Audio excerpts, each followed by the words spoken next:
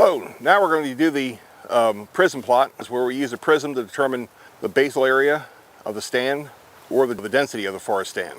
Start by holding a prism over the plot center. As you look at each tree, you move your body around the plot center while holding the prism over top of the plot center. You look at each tree, determine whether it's in, out, or borderline, and note it.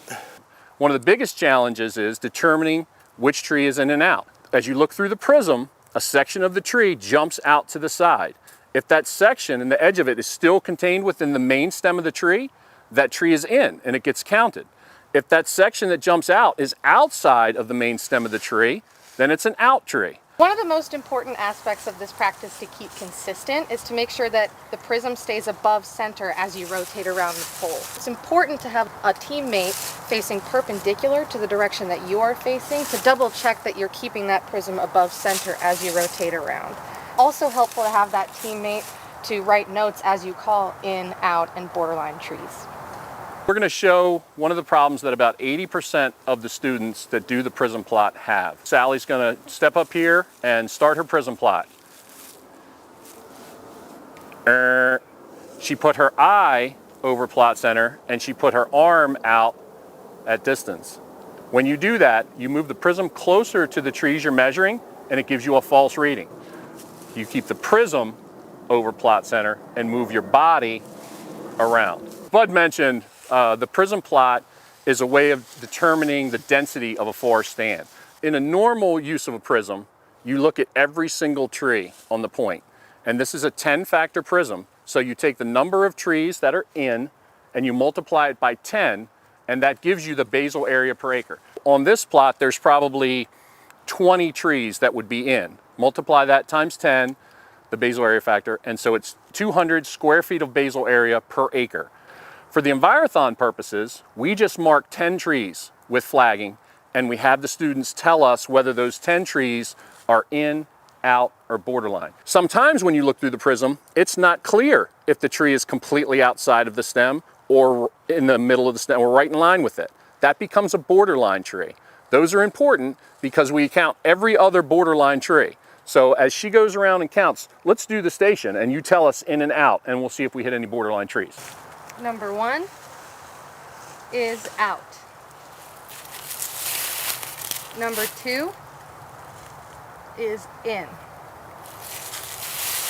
Number 3 is out. And number 4 is in. Number 5 is borderline. Excellent. Number 6 is out. Number 7 is behind a tree here, so we're going to move a little bit to the side, making sure that we're still above center here. Number 7 is in. Number 8 is out. Number 9 is in. And number 10, I believe, is borderline. Excellent. So we had 2 borderline trees. So we often count the first borderline as out and the second one is in. So I had 5. So you got 5 trees in on that point. You multiply that times the basal area factor, which is 10, and you get 50 square feet of basal area per acre.